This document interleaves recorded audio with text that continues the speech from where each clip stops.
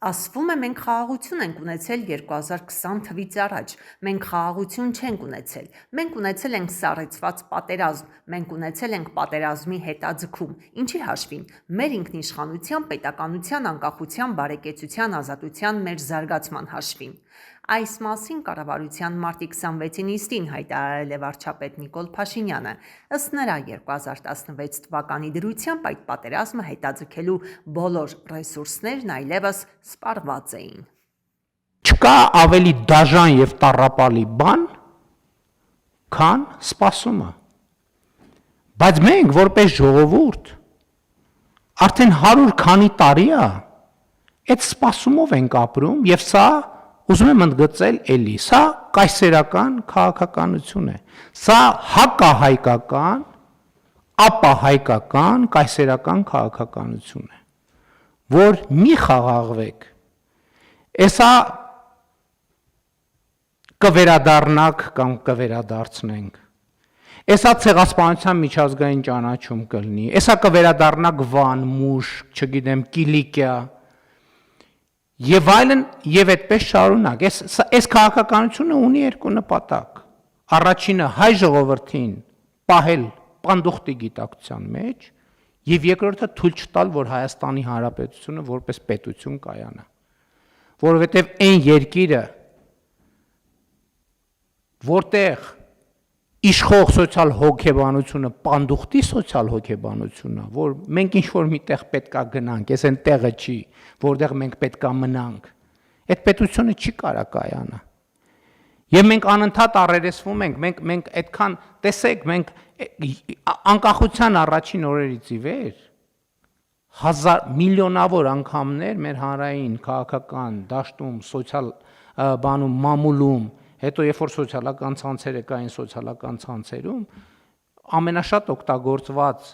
տերմինաբանությունը եւ խնդրեմը այդ արտագաղթն է։ Մեր խնդրեմն է, բայց մենք այդ խնդրեմը չենք ճանաչել եւ չենք ճանաչում։ Մենք չգիտենք այդ ինչ երևույթ է։ Ընդ որում, ես ուզում եմ սա բան անել, սա ընդգծել, ընդ որում ժողովուրդը ավելի շատ այս խնդրեմի հետ առերեսվում ուզում հասկանալ անեկդոտների, պատմությունների, սովորույթների տեսքով, քան պետությունը, քան պայմանականորեն ասած էլիտար շրջանակները, որովհետև էլիտար, այսպես ասած, շրջանակները այդ process-ի մաս են, որովհետև էլիտար շրջանակները կայսերական քաղաքականության մաս են, գիտակցաբար թե անգիտակցաբար, լինելով այն մեխանիզմի գործողության մեջ, որի նպատակը էլ եմ ասում, Հայաստանի Հանրապետության որպես անկախ ինքնիշխան զարգացած ազատ պետություն կայացումը թույլ չտալն է։ Եվ սա սպառնալիք է Հայաստանի անվտանգության համար։ Այդ ժամանակ այդքան որ ասում են անվտանգություն, երկրորդ արտագաղթից հետո անվտանգությունն է։ Մենք մինչև հիմա չենք էլ հասկացել անվտանգությունը ինչ է, ինչ կոմպոնենտներից է ինքը բաղկացած, որովհետև ոչ մի համակարգ ինքը մի դետալից չի բաղկացած։ Ոնց որ ավտոմեքենա ասելով նկատի ունենանք անիվ կամ ղեկ։ Անիվ կարող ենք ունենալ նույնիսկ 4 հատ,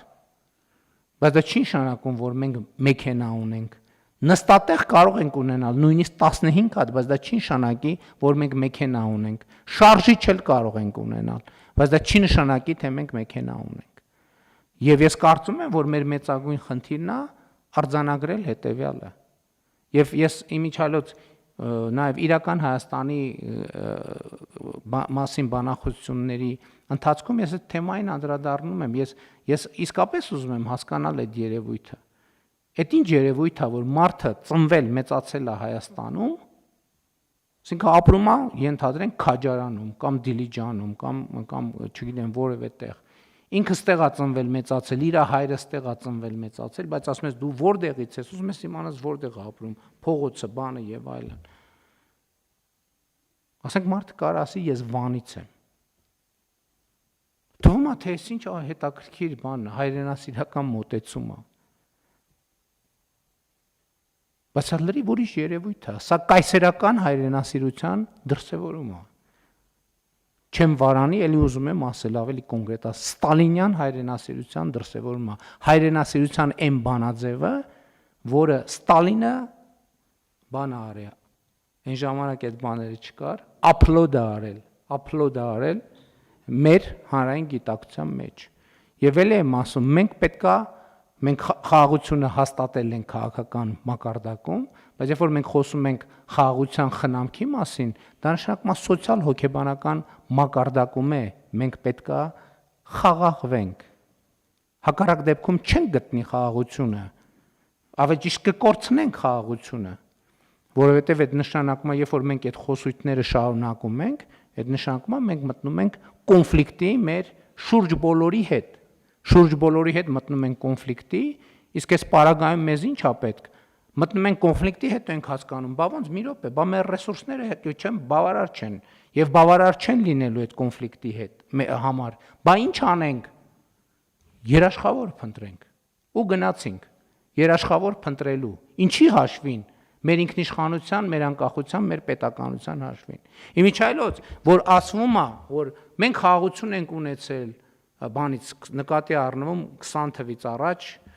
խաղաղություն ենք ունեցել։ Մենք խաղաղություն չենք ունեցել։ Մենք ունեցել ենք սառեցված պատերազմ։ Մենք ունեցել ենք պատերազմի հետաձգում։ Ինչի հաշվին, հարգելի գործընկերներ, ինչի հաշվին։ Մեր ինքնիշխանության, մեր անկախության, մեր պետականության, մեր բարեկեցության, մեր ազատության, մեր զարգացման հաշվին։ Նորդիկ Բալթիկ երկրների հետ համագործակցությունը կարևորել է ազգային ժողովի նախագահի տեղակալ Ռուբեն Ռուբինյանը Հյուսիսային Եվրոպա-Բալթյան երկրներ համագործակցության ձևաչափի արտաքին գործերի նախարարությունների Արևելյան Եվրոպայի վարչությունների տնօրեններին ու Հայաստանում հավատարմագրված դեսպանների հետ հանդիպմանը։ Քննարկվել են տարածաշրջանային զարգացումներին վերաբերող հարցեր, անդրադարձ է եղել Հայաստան-Թուրքիա հարաբերությունների կարգավորման գործընթացին։ Հյուրերը հանդիպել են նաև ազգային ժողովի պատիվ ունեմ խմբակցության ղեկավար Հայկ Մամիջանյանի հետ։ Նա դիտարկումներ է ներկայացրել Հայաստանում կայանալիք խորհրդարանական ընտրություններին ընդառաջ տեղի ունեցող քաղաքական գործընթացների վերաբերյալ։ Խմբակցության ղեկավարն անդրադարձել է ընտրություններին Ղարաբաղից բռնի տեղահանված հայերի մասնակցության իրավունքի ապահովմանը։ Մտքեր են փոխանակվել տարածաշրջանում տիրող իրավիճակի վերաբերյալ։ Նստած ջրի հատակին ինչ տիղ։ Միայնակ երեկոների սիրելի զբաղմունքը խաչբար լուծելն է։ Օրվա ընթացքում, քանի դեռ դրսում ցուրտ է, հարևանների հետ սրճելը։ Հողը տաքանա սոցբնակարաններում ապրող այս կանանց օրակարգն էլ կփոխվի։ Մենք տակպես հոր տներ ունենք, առավոտ գնում ենք այնտեղ, օգնում ենք։ Դա սեզոնն էլ արդեն բացվում է բոստանների,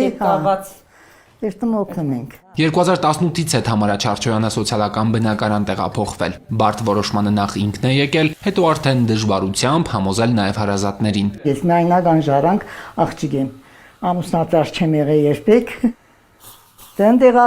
եղբորս ընտանիքը մեծ էր, տղաներ ամուսնացած, հարսեր, թորներ էր։ Մարալիկի այս շենքերում պետությունից կացարան են ստացել կյանքի դժվարին իրավիճակում հայտնված տարբեր պատմություններով տարբեր մարդիկ։ Միայնակ տարեցներ, բռնության ենթարկված կանայք, ընտանիքներ։ Պետության հաշվեկշռում այս պահին մոտ 260 սոցբնակարան կա տարբեր մարզերում։ Ամեն տարի կառավարությունը 100 միլիոն դրամ է հատկացնում շենքերում անհրաժեշտ ծառայությունները մատուցելու համար։ Բացի մուտքերի ապահովում անվտանգությունը, վերանորոգումները եւ նման ծառայությունները նաեւ իր մեջ ներառում է սոցիալական աշխատանք, այսինքն այս ընտանիքների հետ բարբերաբար իրականացվում է աշխատանք ՊՕԱԿ-ի կողմից, քանի որ ընտանիքը սոցիալական բնակարանում ընդմիշտ չի բնակվում։ Նախարարությունում կացարան ստանալու նոր դիմումներ անընդհատ են ստանում։ Այս պահին հերթացուցակում 100-ից ավելի մարդ կա, որ աջակցության կարիք ունեցողներին պետությունն անվտանգ, ապահով տարածքով կարողանա ապահովել, այլ ծրագրերին զուգահեռ նաև ընդլայնում են բնակֆոնդը։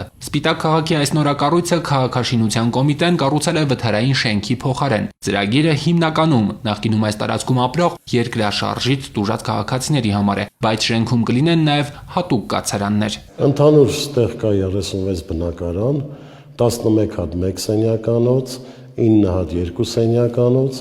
12 հատ 3 սենյականոց, 4 հատ 4 սենյականոց բնակարաններ։ Շենքը սեյսմիկ կայուն է, ջերմամեկուսացված, շահագործման կհանձնվի ներքին հարդարմամբ։ Շինարարները գործն արդեն ավարտել են։ Քաղաքաշինության կոմիտեում հիմա ուսումնասիրություններ են անում ընդունման հանձնման ակտը կազմելու համար։ Ուսումնասիրություններ նաև սոցնախարարությունում են իրականացնում, գնահատելու համար, թե ովքեր պետք է հաստատվեն սոցբնակարանների հատվածում։ Զուգահեռ աշխատում են հանրապետության այլ հասցեներում եւս կացարաններ ստեղծելու ուղղությամբ։ Երկուսում արդեն մեկնարկել են նախագծման աշխատանքները։ Այս տարի նախատեսում ենք Գավառի մանկատունը եւ Հրազդանի նախկին քրեակատարողական հիմնարկի շենքը վերափոխել եւ դարձնել սոցիալական բնակարանային ֆոնդ։ Ընթացքում է Արտաշատի սոցիալական բնակարանային շենքը,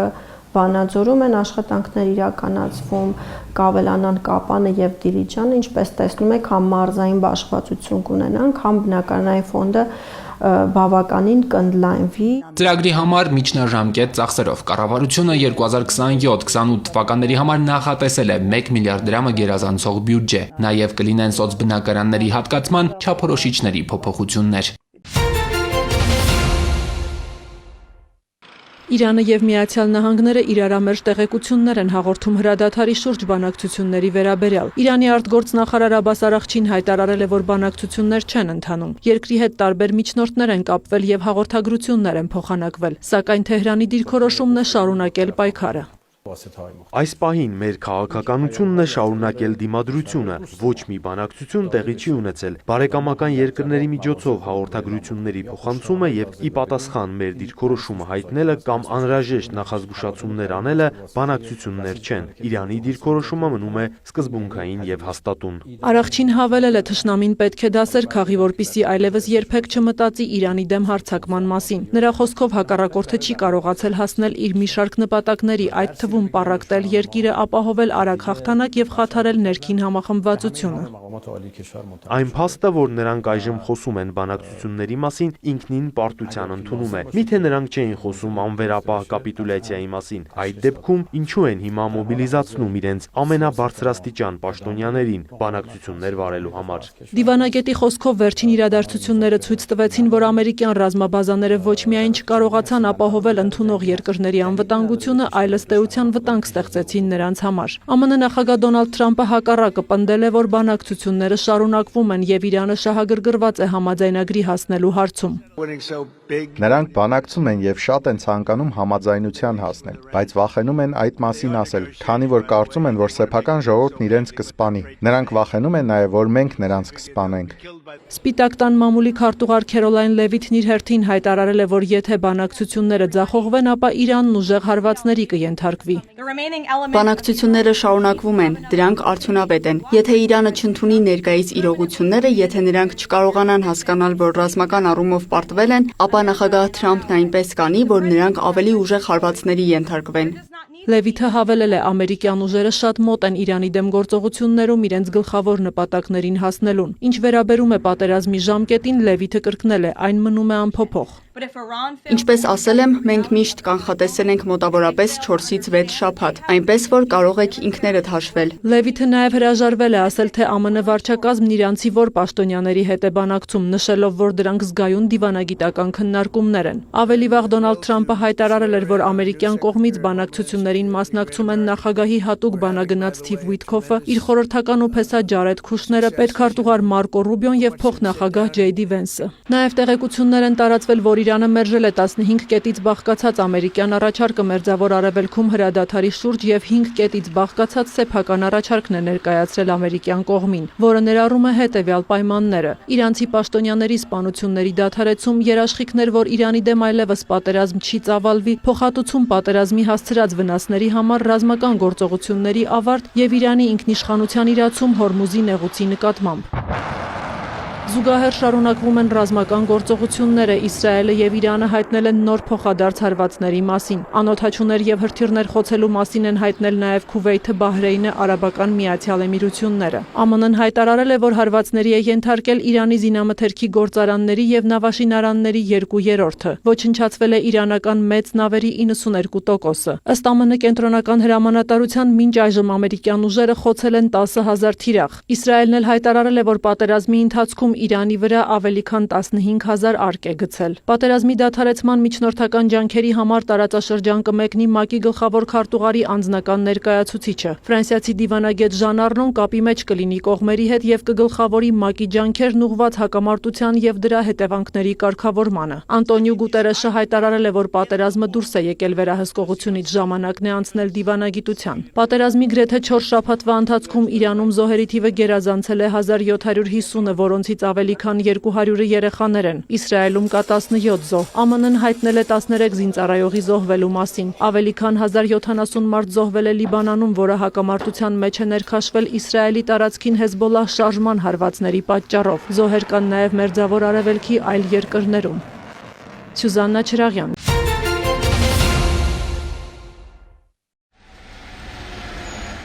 Հիվանդանոցը իմ երկրորդ տունն է,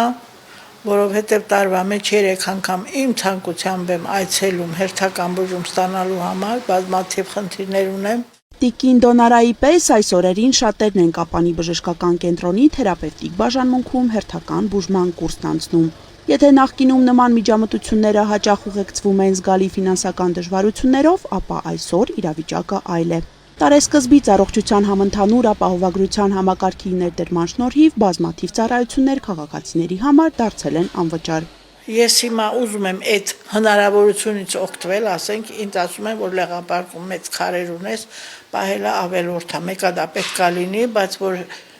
ինֆեկցված է լյարդս, հիմա աշխատում են լյարդի համար, ինֆեկցված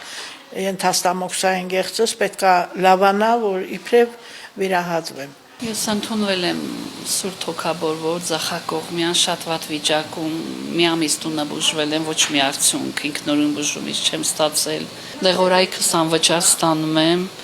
ունեմ մի շարք լիքը խնդիրներ, ստանում եմ հիմա։ Առողջության համընդհանուր ապահովագրությունը վերաբերում է բժշկական ծառայությունների լայն շրջանակի, խորհրդատվություն, անհրաժեշտ դեղորայքի տրամադրում, վիրաբուժական միջամտություններ, որոնցից մինչ այս փոփոխությունը գումարի պատճառով քաղաքացիները գուցեև չկարողանային օգտվել։ Առողջության համընդհանուր ապահովագրության ներդրումից հետո հունվարի 1-ից մինչ օրս Կապանի բժշկական կենտրոնը իրականացել է մոտ 17030 այց,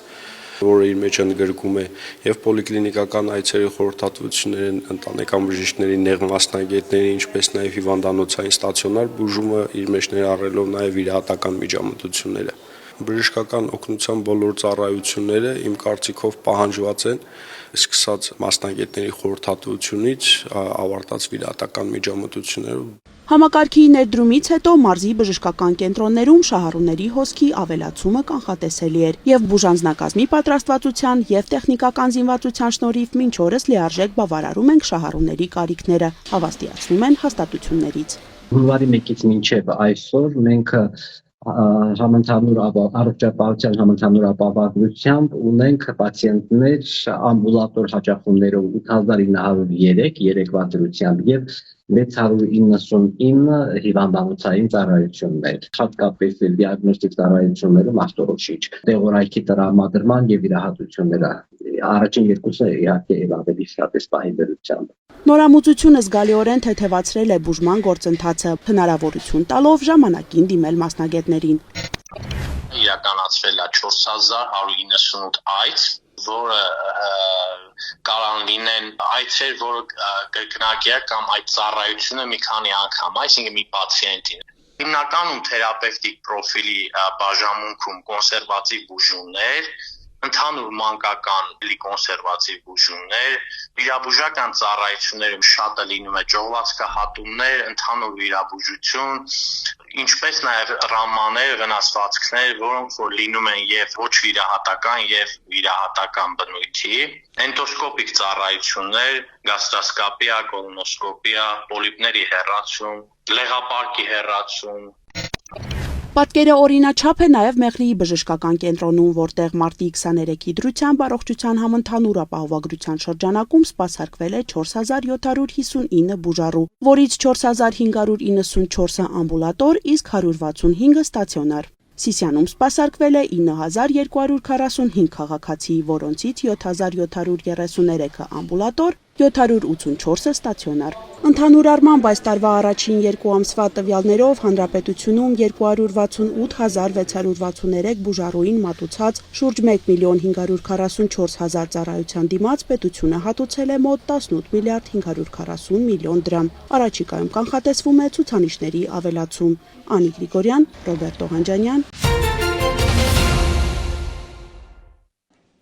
Գարնան գալու հետ գրանցվում են հիվանդությունների սրացումներ, ահազանգում են առողջապահության ոլորտի մասնագետները։ Վանաձորի 3-րդ համաբուժարանում հիվանդների դիմելիությունը հունվար և փետրվար ամիսների համեմատ աճել է։ Թաղամասային թերապևտների խորհրդատվությունից զատ բուժառուներն օգտվել են նաև նեղ մասնագետների ծառայություններից։ Տարեցների շրջանում քրոնիկ հիվանդությունները, իսկ մանկահասակ երեխաների դեպքում սուր շնչառական վարակներն են գերակշռում, նշում է թերապևտ վարակաբան Լիլիթ Շահվերդյանը։ Եթե միջև հունվար ամիսը ունեինք և կովիդի դեպք և H3N2 դեպքեր, հիմա չունենք, հաստատված դեպքեր չունենք, սուր շնչական վարակներ են։ Գանգատվում են բարձր ջերմությամբ, հազով, ակտիվացել է նաև թոքաբորբերի թիվը, ունենք թոքաբորբեր, մի քանի հոգի հոսպիտալացումներ ունենք։ Տենդի շրջանը տևում է 3-ից 5 օր, իսկ եթե ջերմության բարձրացում չի նկատվում, բայց հազը շարունակվում է, խնդիրը պարզելու համար դիմում են ռենտգեն հետազոտության, ասում է բժշկուհին։ Մենք նաև քսուկներ, սուրշնչական վարակների, որպես դետքային պոլիկլինիկա, կարող է բարդացած լինեն բրոնխիտներով, երեխաների մոտ նաև հաճախ սինուսիտներ են գրանցվել, օտիտներ են գրանցվել, այսինքն ականջաբորբեր, ծոցերի բորբոքումներ։ Տվյալ դեպքերում մինչև 3 օր խորհրդադրվում ջերմիջոցնողներ, առաթեղուկներ, տանը օդափոխություն, չհաճախել դպրոց մանկապարտեզ, մնալ տանը, արդեն եթե 3 օրից ավելի բարձրաջերմությունը, նոր դիմել պոլիկլինիկա խորհուրդ է տրվում, արդեն համապատասխան հետազոտություններ կազմակերպել։